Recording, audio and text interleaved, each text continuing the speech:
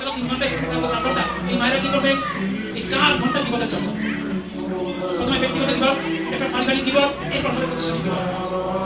তাই এই যে গীবতের ব্যবস্থা তিনি আয়োজন করে দিলেন, এই গুনার ভাগীদার সে হবে কিনা? সুতরাং এইখানে অবশ্যই অভিভাবকদের ওয়েটিং রুমটা হতে হবে কোরআন শিক্ষা।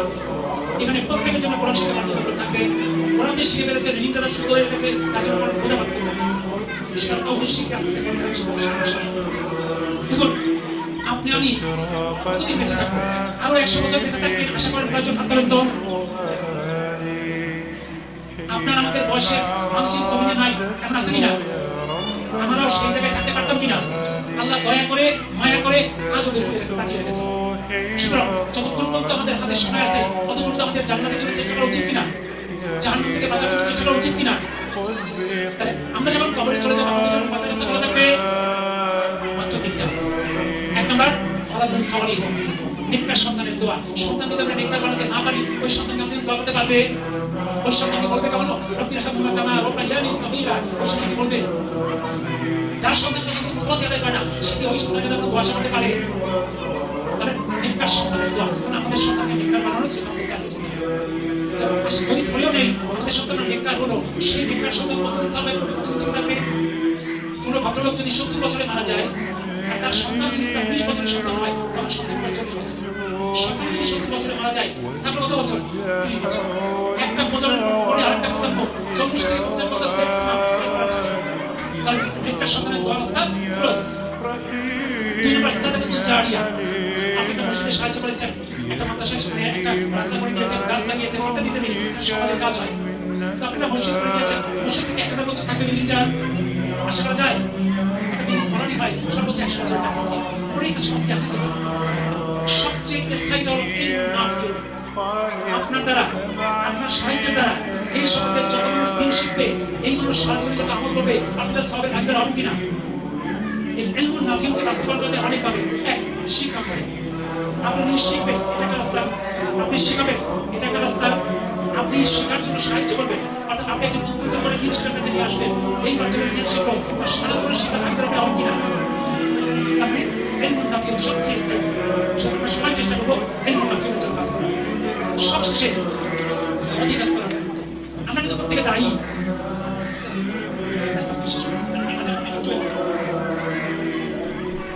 আমরা কেমন দাওয়াতি কাজ করবো? প্রথমত দাওয়াতি কাজ করা আমাদের জন্য খরচ। কি বলেন? লিখ পৌঁছে দাও এমন প্রশ্ন আমাদের প্রশ্ন হতে পারে, আমরা কি দায়ী হওয়ার যোগ্যতা রাখি? আমরা তো জানি না। এখন একজন মানুষ জ্ঞান রাখলে দায়ী হতে পারে, তার মাধ্যমে ঠিক করে দিলেন বিদায় হতে রাসূলুল্লাহ সাল্লাল্লাহু আলাইহি ওয়াসাল্লাম কি বললেন? বাল্লিগ আন্নি ওয়ালাউ আয়া। তুমি যদি একটা আয়াত জানো, যে বলেন তো সূরা ফাতিহায় কয় আয়াত আছে? সূরা ফাতিহায় কয় আয়াত? 7 আয়াত। সূরাতুল ফাতিহা জানেন না? কে কে হাত তোলেন তো?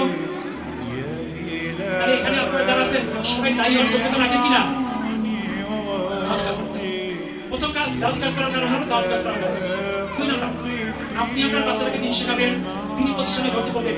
আপনি আপনার প্রতিবেশী, আপনার আপনার সঙ্গে যদি উদ্বুদ্ধ না করেন, ওই বাচ্চা যদি জেনারেশন স্কুলে চলে যায়, ওই বাচ্চা যদি দিন শেখা থেকে বঞ্চিত হয়, তার কেমন যদি বাচ্চাটা বিপদগ্রস্ত হয়, ওই বাচ্চা কিন্তু আপনার প্রতি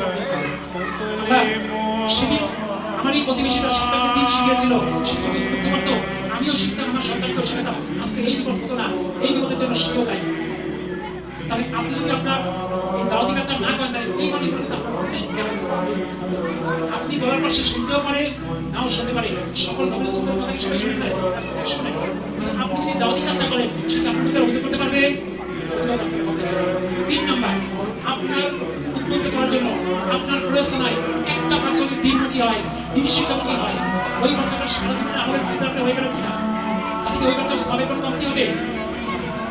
ওই বাচ্চাকে একজন দিনের শিক্ষক হয়ে যায়, ওই বাচ্চাকে জীবনে 100 বাচ্চাকে শেখায়, আর সেটা ভাগীদার হলেন না আপনি? ওই 100 বাচ্চা 1000 জনকে, 1000 জন 10,000 জনকে, এই যদি কিয়ামত পর্যন্ত চলতে থাকে, আপনি সবের ভাগীদার হবেন কিনা? সুবহানাল্লাহ। এর থেকে কোনো সুপার মার্কেটের মার্কেটিং আছে? তার মোট কথাটা কি? আমরা বিশ্বাস করবো ওটা দিনই শিক্ষা প্রতিষ্ঠান, একটা কম্বাইন ইসলামিক স্কুল, একটা এলাকার জন্য দরকার। আমরা সবাই চেষ্টা করবো এই প্রতিষ্ঠানকে কিভাবে আত্মীয়তা করবো। এখানে যদি কোনো দুর্বলতা থাকে, আমরা সবাই চেষ্টা করবো দুর্বলতা দূর করতে। আমরা সবাই চেষ্টা করবো আমাদের বাচ্চাদের জন্য, নিজেদের জন্য, সামনে মাস আসছে কোরআনুল কারীম নাজিলের মাস।